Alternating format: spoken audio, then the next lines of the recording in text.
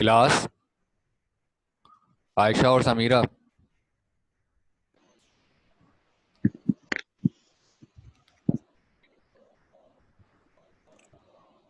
अ, बेटा miss Simon ने आपको कहाँ तक पढ़ाया था इससे पहले?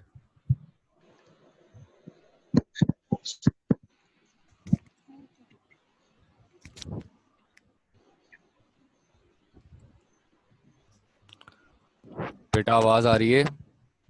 हेलो।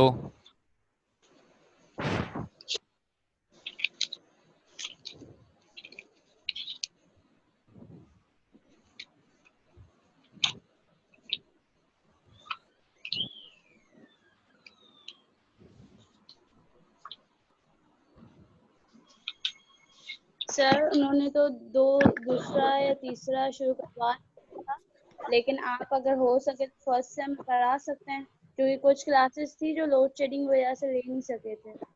अच्छा, तो जी जो चैप्टर नंबर 3 काइनेमेटिक्स था वो करवा दिया था उन्होंने?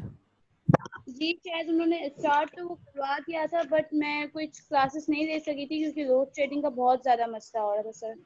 अच्छा, चलें फिर ऐसा करते हैं कि जो क्लासेस नहीं होती हैं फिर मैं उनसे कोऑर्डिनेटर से डिस्कस करके और फिर उनके दोबारा से क्लासेस ले लूंगा। अभी मैं चैप्टर नंबर 4 करवा रहा हूँ, फोर्सेस एंड मोशन। ठीक है, okay sir, okay. Chapter number 4 forces and motion. अब बेटा ये आपका फर्स्ट लेक्चर है, ओके चैप्टर नंबर 4। और इसमें सबसे पहले आप लोगों के पास आती है जो फर्स्ट डेफिनेशन आती है, वो आती है आप लोगों के पास फोर्स की। ठीक है, the force is an agent which produces or tends to produce motion in a sir, body. आपकी आवाज सही नहीं आ रही है। अब आ रही है क्लियर? जी अब आ रही है। अच्छा अच्छा, देखें, a force is an agent which produces or tends to produce motion in a body. We can further say that force is an agent which stops or tends to stop the motion of a body. In simple words, we can also say that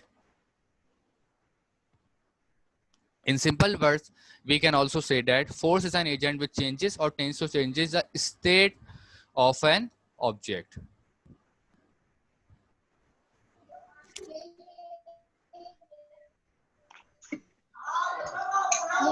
ठीक है,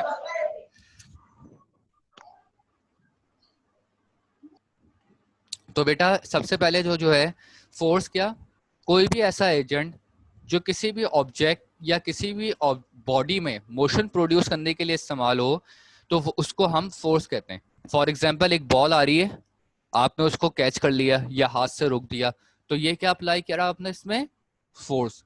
ठीक है, इसी तरह ये क्या है, ये आपकी सेकंड लाइन को डिस्क्राइब करेगा कि which tends to stop the motion of a body. ठीक है, कि एक बॉल मूव करती हुई आ रही थी आपकी तरफ और आपने उसको हाथ से कैच करके रोक लिया। ठीक है, तो इन दैट केस आपने उसके मोशन को स्टॉप कर दिया, सही है, रोक दिया, तो वो चीज आपकी क्या कहलाएगी? फोर्स। इसी तरह एक रुकी हुई बॉल है, आपने उसको हिट किया, फॉर एग्जाम्पल फुटबॉल ग्राउंड पे रखी हुई है, आपने उसको हिट किया, उसने मूव करना स्टार्ट कर दिया आपके हिट करने की वजह से, तो ये क्या होगा? The force is an agent which produces or tends to produce motion in a body. ठीक है, कि वो आपका फोर्स, वो भी आपकी फोर्स कहलाएगी जो कि किसी भी ऑब्जेक्ट को मोशन को प्रोड्यूस करने के लिए इस्तेमाल होती है। ठीक है, कि रुके हुए ऑब्जेक्ट को चलाना ये भी फोर्स का काम है, और चलते हुए ऑब्जेक्ट को रोक देना ये भी जो है वो आपकी फोर्स ही कहलाएगी। ठीक है, अच्छा बेटा, मैंने ग्रुप 9th क्लास के ग्रुप में तो कहा था, मैट्रिक का मुझे याद नहीं है, कि नेक्स्ट टाइम जब भी आप लोग लेक्चर लें तो प्लीज अपने साथ एक नोटबुक और एक पेंसिल या पेन जरूर रखिएगा। ठीक है, क्योंकि कुछ की पॉइंट्स होते हैं जो आप लोगों को जो है याद रखने के लिए आसानी होगी, और फिर जब जो है पेपर वगैरह के टाइम पर या टेस्ट वगैरह के टाइम पर फिर आप लोगों को वो पॉइंट्स को देख कर टेस्ट करना आसान होगा। तो फोर्सेस के अंदर दो किस्म की फोर्स हम अप्लाई करते हैं, पहली होती है पुश और दूसरी होती है पुल। अब आप लोगों में से बताओ, कोई भी एक स्टूडेंट अपना माइक ऑन करके, कि पुश क्या होता है? जी बेटा।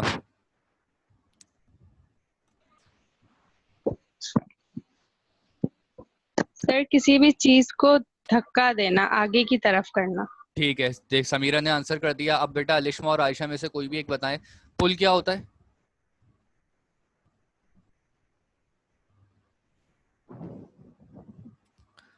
हाँ भाई, ये बाकी स्टूडेंट क्या? सर पुल का मतलब खींचना। जी, अपनी तरफ खींचना। ठीक है, किसी भी ऑब्जेक्ट को अपनी तरफ खींचना तो वो आपका पुल कहलाएगा। ठीक है, तो जिस तरह आप लोगों का, मुझसे तो तुम लोग पहले क्लास ले चुके हो, तो जिस तरह क्लास में क्वेश्चन आंसर होते थे वैसे ही अभी भी होंगे। तो बेटा ये मत सोचिएगा कि माइक ऑन करे ऑफ करके जो है आप लोग गेम में खेलने लग जाए। तो इसके बाद फोर्स के बाद आप लोगों के पास नेक्स्ट डेफिनेशन आती है मोशन की। ठीक है, if a body changes its position with respect to its surrounding, then the body is said to be in state of rest. ठीक है, अगर कोई भी बॉडी अपने मोशन को चेंज कर रही है with respect to its surrounding, सही है, कोई भी बॉडी है वो अपने मोशन को अपनी सराउंडिंग के हिसाब से चेंज कर रही है, तो उसको हम कहेंगे अपनी पोजीशन को अपनी सराउंडिंग के हिसाब से चेंज कर रही है तो उसको हम कहेंगे इन स्टेट ऑफ मोशन। एक बॉल है, पहले पॉइंट ए पर थी, आपने उसको हिट किया, वो पॉइंट बी पर चली गई। फॉर एग्जांपल पहले यहाँ पर थी, आपने हिट किया, वो आगे की तरफ बढ़ गई, यहाँ पर आ गई। ठीक है, तो उसको हम क्या कहेंगे? मोशन। सही है, नेक्स्ट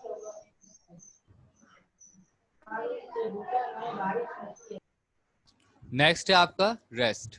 ठीक है, अगर कोई भी ऑब्जेक्ट अपनी पोजीशन को सराउंडिंग के हिसाब से चेंज नहीं करता तो हम उसको कहेंगे it is an state of rest. ठीक है, कि ऑब्जेक्ट जो है वो अपनी इस वक्त स्टेट ऑफ रेस्ट के अंदर है। क्लियर है बात? सर आपकी आवाज बहुत स्लो आ रही है। अब ठीक आ रही है बेटा? हाँ आपसे आ रही है। तो बेटा अगर कोई भी ऑब्जेक्ट अपनी पोजीशन को अपनी सराउंडिंग के हिसाब से चेंज नहीं करता तो उसको हम कहेंगे कि it is an state of rest. ठीक है, फॉर एग्जाम्पल गिलास टेबल पे रखा हुआ है, वो अपनी पोजीशन को चेंज तो नहीं कर रहा ना, तो वो इसका क्या मतलब है कि वो रेस्ट में है। लैपटॉप, अभी आप लोगों के पास लैपटॉप या मोबाइल आपके सामने रखा हुआ होगा, सही है, वो अपनी पोजीशन को चेंज नहीं कर रहा, तो वो चीज जो है वो क्या है? It is an state of rest. ठीक है, अब जो मेन टॉपिक आता है इसके अंदर वो आता है लॉज ऑफ मोशन। ठीक है, first law of motion, second law of motion and third law of motion. ठीक है, ये तीनों लॉज जो थे वो न्यूटन ने दिए थे, सही है, अपनी बुक के अंदर। और न्यूटन ये वही साइंटिस्ट हैं जिसके बारे में मशहूर है कि सेब गिरा था, जिन्होंने ग्रेविटी जो है वो उससे डिस्कवर की थी। तो न्यूटन को केमिस्ट्री फिजिक्स के अंदर एक बहुत इंपॉर्टेंट रोल है, सही है, न्यूटन का, बल्कि इनको फादर ऑफ ओल्ड फिजिक्स कहा जाता है। ठीक है, ओल्ड फिजिक्स के फादर जो है वो आइजैक न्यूटन है। मॉडर्न, ये तो हो गई ओल्ड फिजिक्स, मॉडर्न फिजिक्स के फादर कौन है? फादर ऑफ मॉडर्न फिजिक्स किसको कहते हैं? बहुत फेमस साइंटिस्ट हैं, कोई स्टूडेंट को बताए?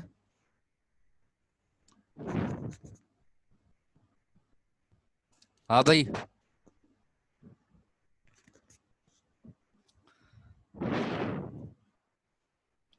समीरा, आयशा, अलिशमा। आप बता दें, हमें नहीं पता। बेटा सर फिजिक्स आप बता दें, हमें नहीं आता। लॉकडाउन ने आप लोगों को बिल्कुल ही सुस्त कर दिया है। देखें, ये आपका एल्बर्ट आइंस्टाइन, नाम तो सुना होगा ना इनका?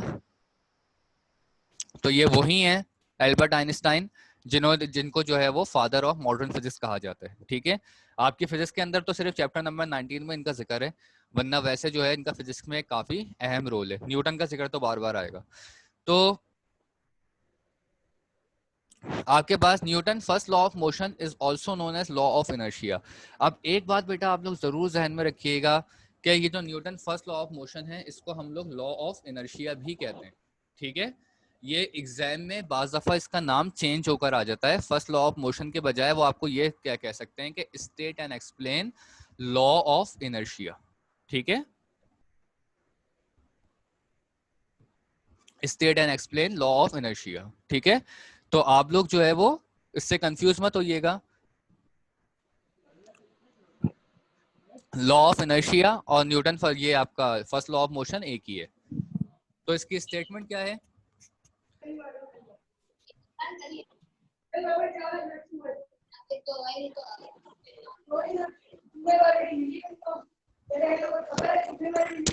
बेटा अलिश्मा अपना माइक ऑफ करें। सर आवाज नहीं आ रही। बेट हाँ ठीक है बेटा। अलिश्मा आपकी तरफ से बहुत शोर हो रहा है, आप प्लीज अपना माइक ऑफ ही रखिएगा।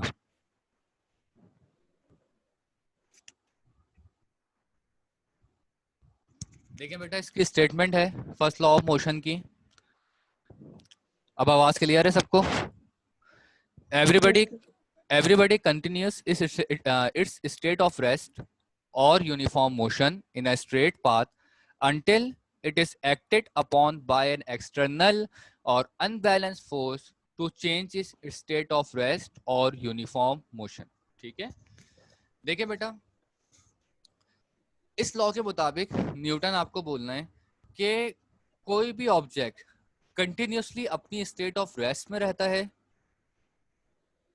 या फिर यूनिफॉर्म मोशन में रहता है।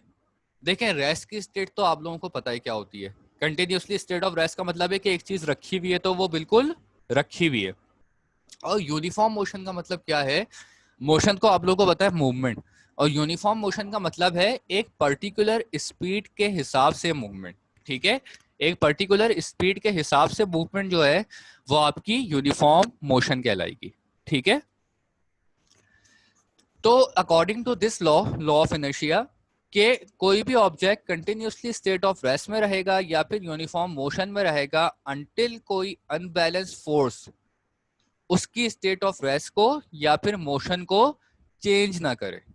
ठीक है, यानी फॉर एग्जांपल टेबल पे एक कप रखा हुआ है, सही है, अगर आप उस कप को अपनी फोर्स की मदद से हिलाती नहीं हो, मूव नहीं करती, तो अगर आप एक हफ्ते बाद भी देखोगी तो वो कप वहीं पर ही टेबल पर ही रखा हुआ होगा। चाहे आप कितने भी टाइम के बाद देखो, एक साल के बाद देखो, अगर उसके ऊपर कोई फोर्स एक्ट नहीं कर रही, सही है, तो वो कप अपनी जगह पर ही रखा रहेगा। तो अकॉर्डिंग टू दिस लॉ क्या कि किसी भी ऑब्जेक्ट को रेस्ट से मोशन में लाना, रेस्ट से मोशन में लाने के लिए उसको मूव करना और उसके ऊपर अपनी कोई ना कोई फोर्स अप्लाई करना लाजमी है। ठीक है,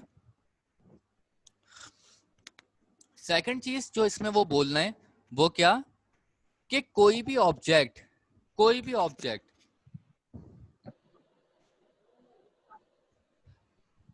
when a body is moving with uniform velocity. Second चीज वो क्या बोलना है कि कोई भी ऑब्जेक्ट अपनी पोजीशन को, सॉरी, अपनी मूवमेंट को रोक भी नहीं सकता अंटिल जब तक उसके ऊपर कोई एक्सटर्नल फोर्स अप्लाई सर आपकी आवाज बहुत कट रही है और वापस से पहले वाला समझें। चले, मैं अभी दोबारा से एक्सप्लेन कर रहा हूँ। अब सही आ रही है आवाज बेटा? अब सही, अब क्लियर है आवाज? सही है सर, अभी सही आ रही है, अभी आप बोले जी।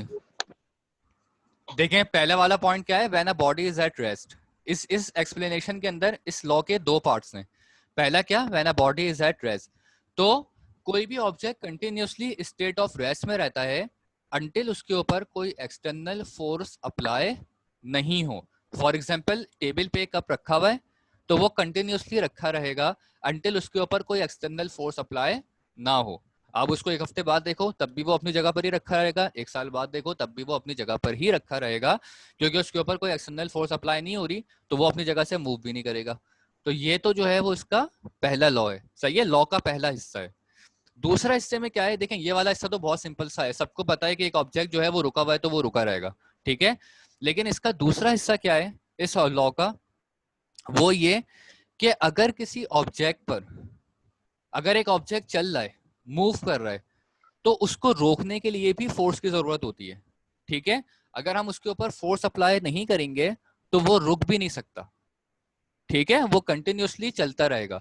देखें, यहां जमीन पर तो ग्रेविटी है, तो अगर एक बॉल को जब हम हिट करते हैं, सही है, फॉर एग्जांपल क्रिकेट खेलना है या फुटबॉल खेलना है, तो वो जब हमने एक बॉल को हिट किया, शॉट लगाया, तो उससे क्या होता है, वो बॉल मूव करना शुरू कर देती है, लेकिन वो रुक जाती है। अगर हम अपने हाथ से ना रोकें तब भी वो किसी न किसी पॉइंट पर आकर खुद ब खुद रुक जाएगी। उसकी वजह क्या है कि यहाँ पर ग्रेविटी है, सही है, ग्रेविटी उस ऑब्जेक्ट को रोक देगी, सही। बट अगर हम स्पेस में जाते हैं जहां पर ग्रेविटी नहीं है, फॉर एग्जांपल चांद पे चले जाइए जहां पर ग्रेविटी नहीं है, ठीक है, अगर हम वहां जाकर किसी बॉल को ड्रॉप करते हैं तो वो बॉल कंटिन्यूसली स्पेस में मूव करती रहेगी, रैंडम उसकी मूवमेंट होती रहेगी, ठीक है।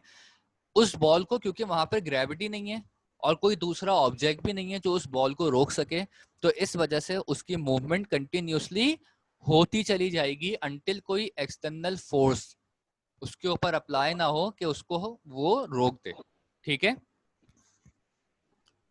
ये पॉइंट क्लियर है सबको? Yes sir. ठीक है बेटा, तो ये आपका फर्स्ट लॉ ऑफ मोशन यहां पर एंड होता है। फर्स्ट लॉ से रिलेट कोई सवाल हो तो पूछ लीजिएगा। इसके बाद है आप लोगों के पास सेकंड लॉ ऑफ मोशन, ठीक। Statement, when a force acts on an object, it produces an acceleration which is directly proportional to the amount of the force and inversely proportional to the product of mass। देखें,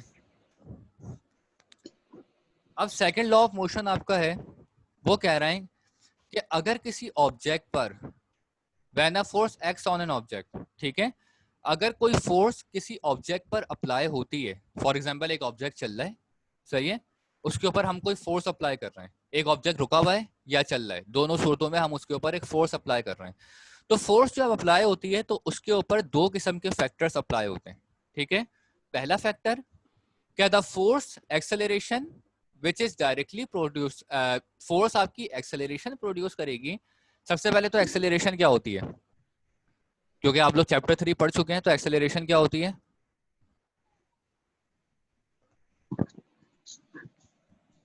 sir मैंने physics की class अभी तक नहीं ली है, ये first class है मेरी।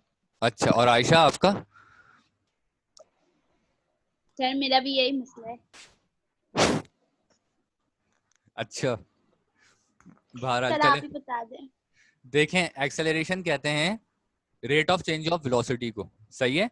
देखो, अगर किसी ऑब्जेक्ट की वेलोसिटी चेंज हो रही है ना, जैसे फॉर एग्जांपल एक कार है, हम उसको ड्राइव कर रहे हैं, पहले उसकी स्पीड जो है वो 50 मीटर पर सेकंड थी, सही है, सॉरी, जो भी उसकी पहले स्पीड थी 50 थी, ठीक है, वो इंक्रीज हो गई 60 हो गई, 60 से 70 हो गई, 70 से 80 हो गई। तो हर बार जो डिफरेंसेस आ रहे हैं उसकी स्पीड के अंदर 50 से 60, यानी कि कितने का डिफरेंस आया, 10 का। 60 टू 70 कितने का डिफरेंस आया, 10 का, ठीक है। तो ये जो उसकी वेलोसिटी में चेंजेस आ रही हैं उसको हम कहते हैं एक्सेलरेशन, ठीक है। ये पॉइंट मैंने इसलिए क्लियर किया ताकि फिर आगे लॉ समझना आसान हो। तो it produces an acceleration which is directly proportional to the amount of the forces, ठीक है। तो जब भी हम किसी ऑब्जेक्ट पर फोर्स अप्लाई करते हैं तो उससे एक्सेलरेशन जनरेट होती है। अब लाजमी बात है कि अगर आप किसी ऑब्जेक्ट पर फोर्स अप्लाई कर रहे हो तो वो क्या होगा, वो ऑब्जेक्ट चलना शुरू कर देगा आपके फोर्स अप्लाई करने की वजह से, ठीक है। वो ऑब्जेक्ट जो है वो चलना शुरू कर देगा। अब चलना शुरू करेगा तो इसका मतलब है कि उसकी वेलोसिटी में, उसकी स्पीड में चेंजेस आएंगी, तब्दीली आएगी। अब वो जो चेंजेस आएगी वो बेसिकली क्या प्रोड्यूस करेगी, एक्सेलरेशन। अब एक्सेलरेशन जो होगी वो डायरेक्टली प्रोपोर्शनल होगी अमाउंट ऑफ द फोर्स के, यानी जितनी एक्सेलरेशन ज्यादा होगी, सॉरी, जितनी फोर्स आपकी ज्यादा होगी उतनी ही ज्यादा एक्सेलरेशन प्रोड्यूस होगी। यानी सिंपल वर्ड में ये कह लो कि जितनी जोर से आप हिट करोगे उतनी ही जोर से जो है, उतनी ही स्पीड से ऑब्जेक्ट जो सर है आपकी वो, आवाज सही नहीं आ रही है। अब ठीक आ रही है, अब हाँ, क्लियर? और सर एक दफा फिर समझा दे, समझ में नहीं आया। मैं बता रहा हूँ, देखें, इन अदर वर्ड्स क्या, कि जितनी ज्यादा फोर्स आप लगाओगे ऑब्जेक्ट उतनी ही तेजी से आगे जाएगा, ठीक है। फॉर एग्जाम्पल एक फुटबॉल है, ग्राउंड में रखी हुई है, सही है, एक बंदे ने उसको हल्का सा हिट किया तो वो थोड़ा सा आगे जाएगी, एक ने जोर से फुल पावर से जो है वो उसको हिट किया तो क्या होगा, फुटबॉल तेजी से आगे की तरफ जाएगी, सही है, हिट करती हुई तेजी से आगे की तरफ जाएगी। तो इसका क्या मतलब हुआ कि जितनी ज्यादा आप उसके ऊपर फोर्स लगाएंगे उतनी ही ज्यादा अमाउंट ऑफ एक्सेलरेशन प्रोड्यूस होगी, ठीक है। और दूसरा पार्ट इस पे क्या, and inversely proportional to the product of mass. ठीक है, कि जितना ज्यादा उसका मास होगा, ठीक है, एक्सेलरेशन उतनी ही कम प्रोड्यूस होगी। ये बात ध्यान में रखिएगा, ये आयशा भी चली गई। जितना ज्यादा उसका मास होगा उतनी ही उसके अंदर एक्सेलरेशन जो है वो कम प्रोड्यूस होगी। ठीक है,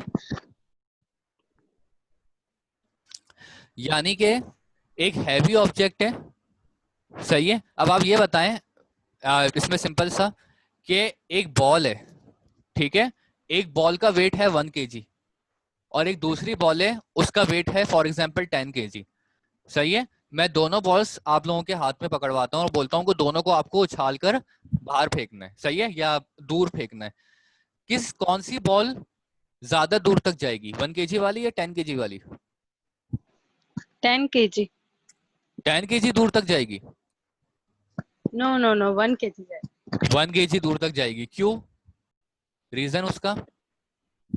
क्योंकि वो बहुत लाइट सा होगा, इस वजह लाइट से होगा, वो एग्जैक्टली तो वही ये पॉइंट बोल रहा है आपको कि एक्सेलरेशन जब किसी भी जगह पर हम फोर्स अप्लाई करेंगे तो जो एक्सेलरेशन प्रोड्यूस होगी, सही है, वो इनवर्सली प्रोपोर्शनल होगी किसके?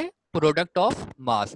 यानी जितना मास कम होगा, ऑब्जेक्ट का दूर तक जाना, ऑब्जेक्ट का आगे तक जाना, ऑब्जेक्ट की स्पीड में चेंजेस आना उतनी ही आसान होगी। ठीक है, और जितना मास ज्यादा Yes. होगा, जितना मास ज्यादा होगा, ऑब्जेक्ट उतना ही स्लो स्पीड में ट्रेवल करेगा। और जाहिर सी बात है, जब वो स्लो स्पीड करेगा तो उसकी एक्सेलरेशन भी जो है वो स्लोली स्लोली जनरेट होगी। समझ में आई ये बात? Yes, sir. तो यही इसकी एक्सप्लेनेशन है। आगे आयशा, आपको अब क्लियर है? Sir second law of motion किसने जनरेट किया था? बेटा ये भी न्यूटन का ही है, तीनों लॉस न्यूटन के हैं।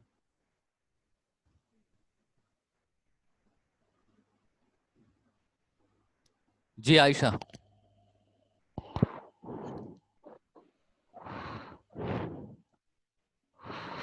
आयशा, आपका पॉइंट क्लियर है आपको? Yes sir. ठीक है, अब देखें वही चीज इसमें यहाँ पर एक्सप्लेन हुई भी है। It is well known fact that if we push a body with greater force, then its velocity increases.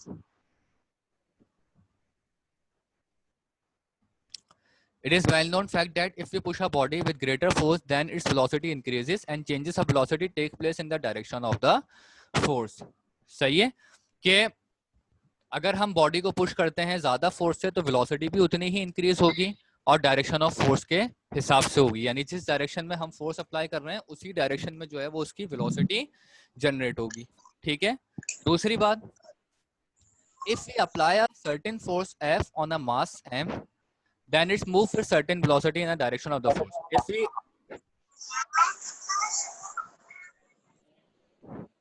If the force become twice, then its velocity will also increase 2 times. ठीक है,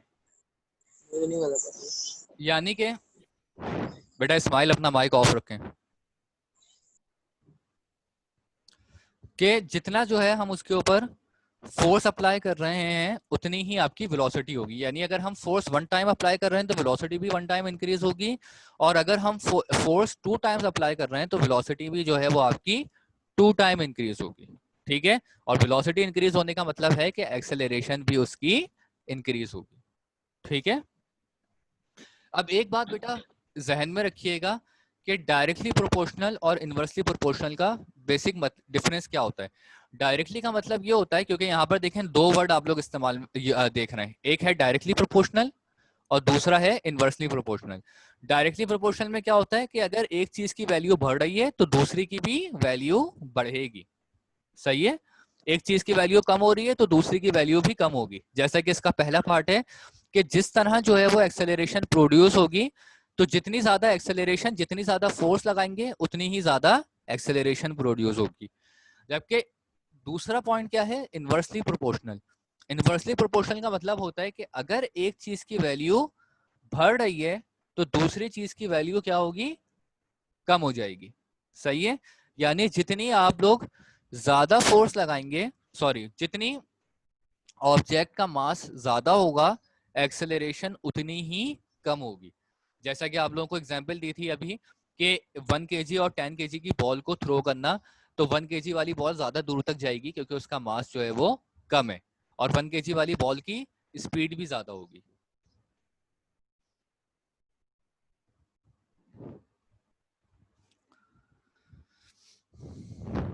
अब बेटा इसमें एक derivation आती है आप लोगों के पास, और बेसिकली सेकंड लॉ से रिलेट ही जो है वो एग्जाम में फॉर्मूला ड्राइव करने के लिए आता है, F is equal to ma, ठीक है। और ये न्यूटन का फॉर्मूला भी है, सही है। न्यूटन लॉ ऑफ मोशन में जो है वो इसका फॉर्मूला है, एग्जाम में इसकी डेरिवेशन भी आती है और मुख्तलिफ न्यूमेरिकल में इसका इस्तेमाल भी होगा, ठीक है।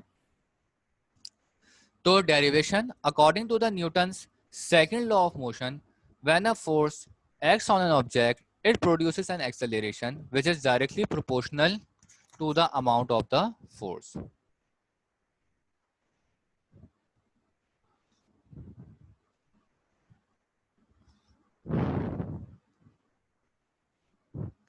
अब देखें according to this law, derivation अगर हम इसकी देखें तो पहला हिस्सा क्या है, according to the Newton second law of motion, when a force acts on an object it produces an acceleration which is directly proportional to the amount of the force. जैसा कि पहला उसने बताया था कि एक्सेलरेशन जो होगी वो डायरेक्टली प्रोपोर्शनल होगी फोर्स के, यानी जितनी ज्यादा आप फोर्स लगा रहे हैं उतनी ही ज्यादा एक्सेलरेशन इसकी जनरेट होगी।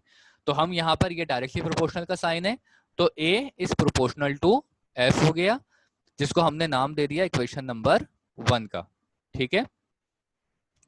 फिर उसके बाद इसी लॉ का दूसरा हिस्सा, and inversely proportional to the product of mass, यानी वही चीज के मास जितना आपका कम होगा एक्सेलरेशन उतनी ज्यादा होगी, और मास जितना ज्यादा होगा एक्सेलरेशन उतनी ही कम होगी, ठीक है। तो A is inversely proportional to 1/m, ठीक है। इनवर्सली प्रोपोर्शनल को हमेशा 1 करके लिखते हैं। तो directly proportional A is proportional to F, inversely proportional A is proportional to inversely proportional to 1/m। Equation 1 और इक्वेशन 2 को अगर हम कंबाइन करें तो यहां आ जाएगा A, अब देखें इसका न्यूमिनेटर और ये न्यूमिनेटर है, ये डिनोमिनेटर है, F 1 से मल्टीप्लाई होकर क्या हो जाएगा F और अपॉन M आ जाएगा, ठीक है। अब जब भी प्रोपोर्शनैलिटी का साइन हटता है तो उसकी जगह आता है इज इक्वल टू और K, सही है। K एक कांस्टेंट टर्म है जिसकी वैल्यू 1 होती है, तो इस वजह से यहां पर A is proportional to F upon M हो जाएगा।